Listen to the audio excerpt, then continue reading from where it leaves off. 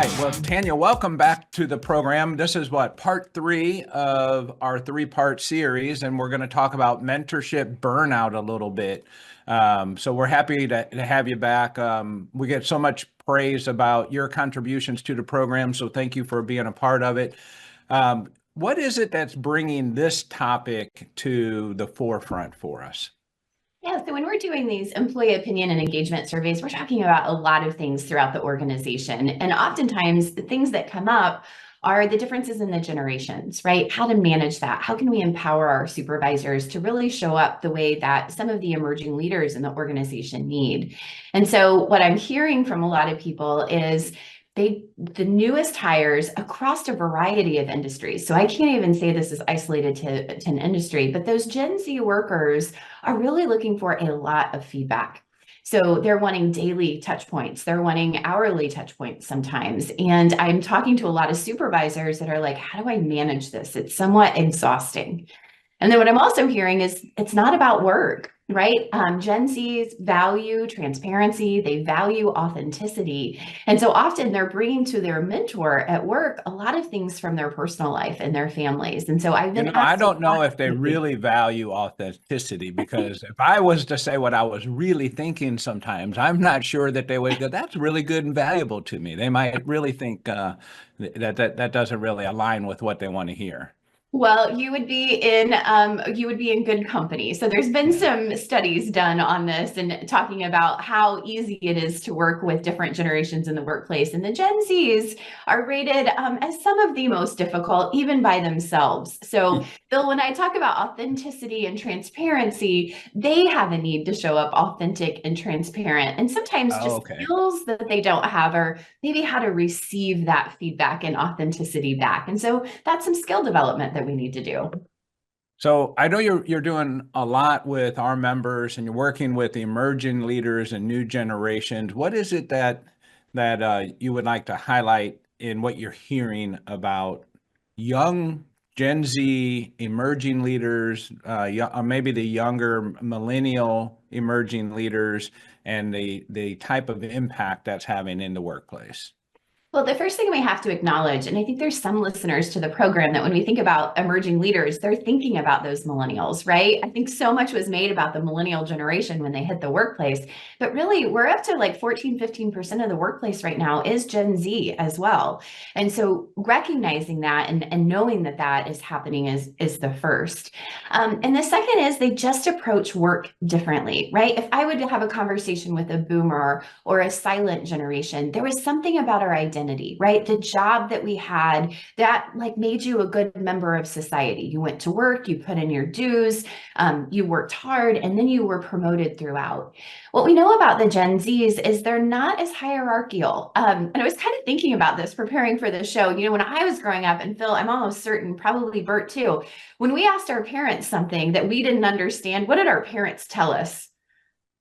Don't worry about it because I said so, right? Like, Yeah, I think that right. was a generational thing because I said so. And I don't know about you guys, but when I parented, like, I actually strove to never say that to my kids, right? I never wanted to give them the answer because I said so. I informed them, I tried to give them information.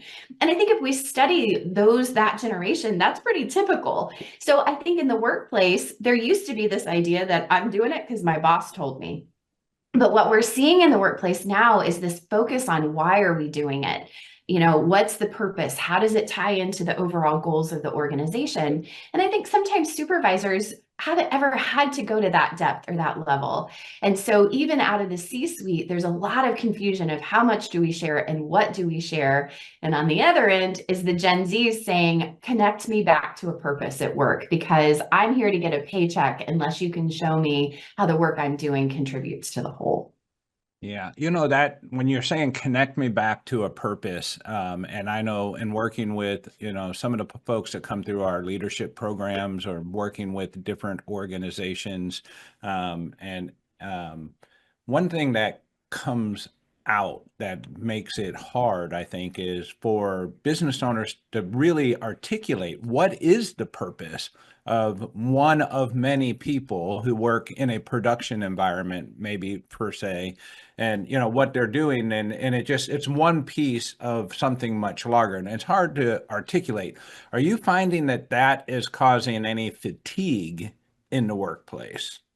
It is because, the emerging leaders are asking why. Why do we do it this way? Why is it this way? And if the organization as a whole hasn't defined that, then your supervisors aren't going to be well prepared to answer that. And so that's my message to every organization is you have to have clarity of why you exist in the marketplace. And then the more clarity that you can have as to why each role that supports that mission, that's what's really, really important, because then I can, as an individual contributor, say, you know what, I made 100 widgets today, but our goal today was 2,000. And so without my 100, we wouldn't have made our goal.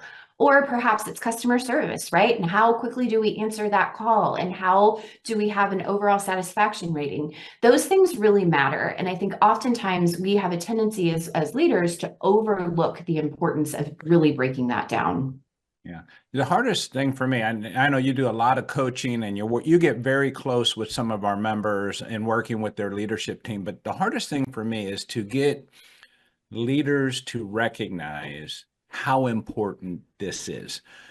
We just had a roundtable the other day. I guess it was Tuesday, and I don't know, there was maybe 35, 40 in the group, and we were discussing performance management and the things we used to do in performance management versus the things we would like to do. And we're somewhere in between the ideal scenario and once a year performance reviews. And it really became evident that the skills and the ability or it wasn't really intent to understand, but it's, that's not what I need. I'm more of an engineering minded person. I kind of work more by the numbers, and, language and communication and empathy don't come out as easily for me as they would for someone else. And the great comparison was that, the group of HR professionals are like, well, they should want to talk to their people. They should want to do these things. It's easy. Just have a conversation with them. This was kind of the road we went down, which is all logical. But if you say, well, yeah, but if we were asking you to do math and engineering solutions, it's all logical. You should be able to do that as easily as anyone else. And it really does come down to a skill set. I mean, we can learn these skills. Some might be more natural at it than other, but it does come down to skill set. What is it that you do to help the skill enhancement for individuals that it doesn't come as natural to? Yeah, I think this is a great point. And the first thing that we have to recognize is that we do all have different personalities, right? Like we do a lot of work in assessments so that we know that because we work with Bert every week. So yes. and sometimes, yeah, that personality comes up, changes constantly. Yeah. Oh, you guys, we could just study your dynamic for a long time. No, but we do a lot of assessments at AIM so that you can get an understanding of just how you're naturally wired, right? And so we use those assessments as a foundation to say there's not a right or wrong personality. But to your point, if maybe language isn't something that just comes naturally, maybe you're naturally more introverted, then what we have to figure out is how do we create space for you to start some of those conversations and build relationships? And this isn't an engineering example, but it's IT. And so I think it maybe fits is, in team meetings to get their people talking, they have each person brings a funny meme to the meeting, right? And that's how they break down some of those walls of communication. So other Nick people would be really good in that environment. He's always putting these things together.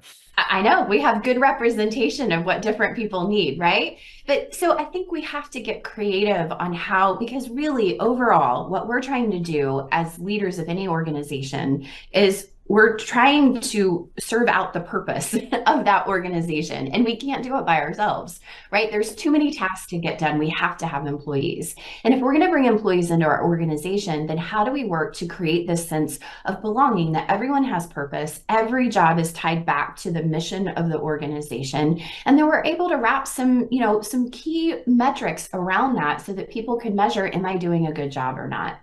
And I think before we maybe had some generations, very globally speaking, that we knew we came to work and we worked hard and we got a paycheck. And these younger emerging leaders are saying, tell me why, because why do we do it this way? It seems like this would be way easier, or I don't understand why I have to follow these processes.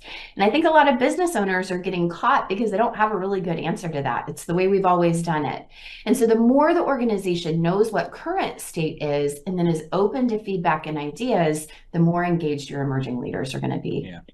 And just one last kind of comment where I see some businesses get stuck very frequently is when the owner or the most senior leader is in the mindset of, and it's a very dangerous mindset, well, that's not how I did it. That's not what it was like for me, or that's not how you learned the job. It is different today, whether we like it or not. We have to be wise enough to recognize that the environment around us is changing, and particularly as it relates to our talent expectations. And that is a hurdle I find really difficult to get over. Even with data and information, it's just the mindset that, no, that's not how someone should do it, or you should have to spend more time doing a particular job. And, the younger generation wants to advance more quickly than, is more in the reasonable mindset of that leader. Yeah, that's really a lot of what we've been doing in our generation workshop, right? So we talk about that and we talk about the experiences that we have. I mean, Bert maybe can relate to this, the changes even in labor law, right? Over the last 50 years. Yeah. And so somebody that was in the workplace 50 years ago had no expectation of some of the rights that employees are given today because it didn't exist. But why would we expect some of the, the newest people to the workforce to not expect to have those rights, because that existed when they entered into the workplace?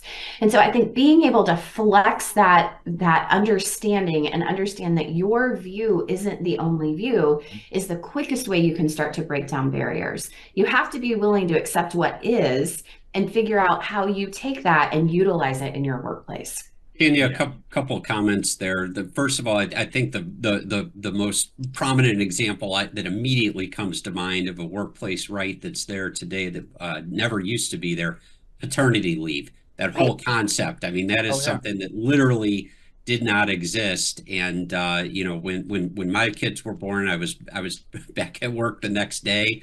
I think I even went in that night to catch up on a few things after the baby was born. And, so the whole concept of a male employee taking weeks or months off because they had a child is really a new concept and something that takes getting used to. The other thing I do want to point out here is, we talk about in terms of the discrimination laws that we should never really just generalize across an entire category of people. And that goes with respect to the generations out there too. And so we talk a lot about Gen Z. Not everyone's the same way within each generation. And there are what I consider to be standouts out there who sort of are what I would call more old school these days, that have a good work ethic. They get it. They understand it. They don't question everything that goes on. They realize that they're there to learn.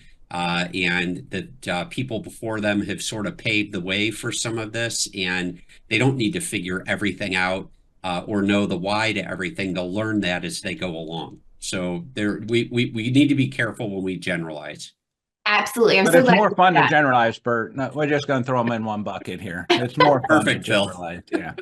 No, but I think Bert's point is very well taken. And I think that's the thing, is we need to understand the experience, right? And the reason we can classify some things by generation is there was a shared experience, but that doesn't mean that everybody takes the same thing away from it. And so, but I think this is really doubling down on the point we're making, is that we are really requiring our supervisors to get to know the employees that are on their team and understand their talents, understand the way they want to be recognized.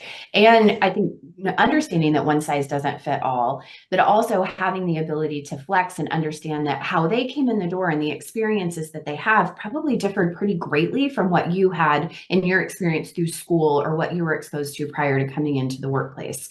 And so I absolutely agree. Everyone wants to feel individualized, and understanding that.